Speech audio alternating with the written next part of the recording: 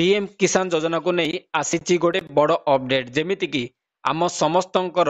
अपेक्षा थिला पीएम किसान योजनार 21तम इनस्टॉलमेंट माने 21तम किस्ती तेबे 21तम किस्ती नहीं भारतर प्रधानमंत्री श्री नरेंद्र मोदी घोषणा करिसेंति जे आगामी नवेम्बर 19 तारिख माने आगामी नवेम्बर 19 तारिख बुधवार दिन आम समस्तंक अकाउंट को माने जो मानकर पीएम किसान योजनार पूर्वरु रेजिस्ट्रेशन हो सारी सेमानंक खाता को आगामी नवेम्बर 19 तारिख दिन 2000 टंका पीएम किसान योजनार 21तम इनस्टॉलमेंट माध्यम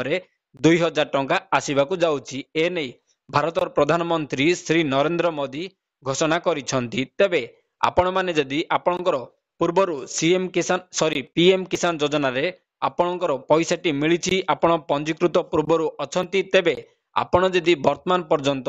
ई केवाईसी करी नाहंती तेबे आगो को आपण को जो 21तम किस्ती आसुछि सेही टंकाटी आपण को आसी न पारे तेबे आपण जदि वर्तमान पर्यंत ई केवाईसी करी नाहंती आपणकर अछि आपणकर पीएम किसान योजना रो पंजीकृत आपण हेइछंती पूर्वरु आपण को टंका मध्य मिली सारिछि किंतु वर्तमान पर्यंत जदि आपण माने ई केवाईसी करी नाहंती तेबे आपण को आगामी दिन रे पैसाटी मिलिबो नाही आपण को एहा पाइबा पे हेले यथाशीघ्र आपण माने आपण सीएम किसान योजना .odisha.gov.in रो वेबसाइट को जाई आपण माने ई केवाईसी जांच करि परिबे तेबे आपणकर अकाउंट टी ई केवाईसी हेइची ना हेइनी आपण माने ताहा मध्य एठी जांच करि परिबे तेबे वर्तमान पर्यंत जदि आपण माने एही पीएम किसान योजना हो किंबा सीएम किसान योजना रो लाभटी पाई नाहंती तेबे यथाशीघ्र आपण माने एही वेबसाइट माध्यम रे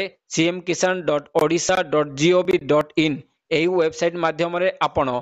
पीएम किसान योजना रो पंजीकरण करि परिबे तेबे आपण माने गोटे क्षुद्र चाषी किंबा मध्यम धरण जे चाषी हेतिबे तेबे आपण माने एही सुविधार लाभ पाई परिबे तेबे आमे समस्त जानिछंती सरकार वर्ष को पीएम किसान योजना माध्यम रे 6000 चाषी भाई माननकु सहायता प्रदान करूछंती जेमिति कि वर्ष को 3टी किस्ती रे 2000 करी 3टी किस्ती रे 6000 टंका सरकार प्रदान करूछंती आगामी दिन रे बुधवार दिन जेमिति कि नवेम्बर 19 तारिख दिन पीएम किसान योजना रो 19तम किस्तीटी आसीबाकू जाउछि तेबे आपण मान जदि वर्तमान पर्यंत पीएम किसान योजना रो लाभटी पाई नाहंती तेबे यथाशीघ्र आपण माने एही पोर्टल माध्यम रे आवेदन करि परिबे तेबे आपण माने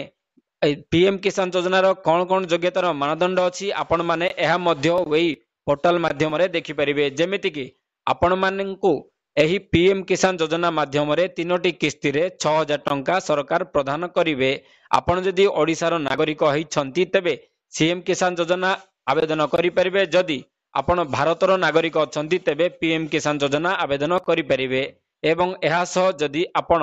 इनकम टैक्स जदि दौच बांधुछंती तेबे आपण माने आवेदन करि परिबे नाही जदि आपणकु पेंशन मिलुसी मासकु 10,000 टंका तेबे मध्य आपण माने एही योजना रो लाभटी पाई परिबे नाही किंबा आपणक जदि वृत्तिगत जेमिति कि आपण डॉक्टर जंत्री किंबा आईनजीबी भावे आपण काम करचंती किंबा चार्टेड अकाउंट भावे जदि आपण काम करूछंती किंबा एहारो अभ्यास करूछंती तेबे मध्य आपण एही योजनार लाभ पाई परिबे नाही किंबा आपण माने केंद्र सरकार किंबा राज्य सरकारंकर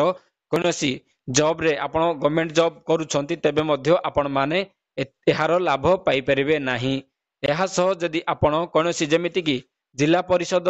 मेयर म्युनिसिपालिटी एमएलए एमपी एमिति किछि सदस्य आपण माने अछंती तेबे मध्य आपण एही योजनार लाभटी पाई परिबे नाही एहा सह जदि आपणकर अधिक जमी अछि तेबे मध्य आपण माने एही योजनार लाभटी पाई परिबे नाही जदि आपण माने एही समस्त योग्यतार मानदंड भितरे आसुछंती आपण गोटे कृषि परिवार रो बिलोंग्स करंती तेबे आपण माने एही पीएम किसान योजना आवेदन करि परिबे जदि आपण माने आवेदन करिया पे चाहुछंती cmkisan.odisha.gov.in एही वेबसाइट माध्यम रे आपण माने आवेदन करि परिबे निजे मध्य आपण माने आवेदन करि परिबे एही भली एही पंजीकरण ऊपर क्लिक करी तेबे दर्शक बंधु आगामी दिन रे आसीबाकू जाउछि पीएम किसान योजना रो 21तम इनस्टॉलमेंट नरेंद्र मोदी आम देशर प्रधानमंत्री श्री नरेंद्र मोदी ଘୋଷଣା କରିସାରିଛନ୍ତି। ତେବେ ଆଶା କରୁଛି ଆଜିକାର ଏହି ଇନଫର୍ମେସନଟି ଆପଣମାନଙ୍କୁ ଭଲ ଲାଗିଥିବ। ଯଦି ଭଲ ଲାଗିଥିବ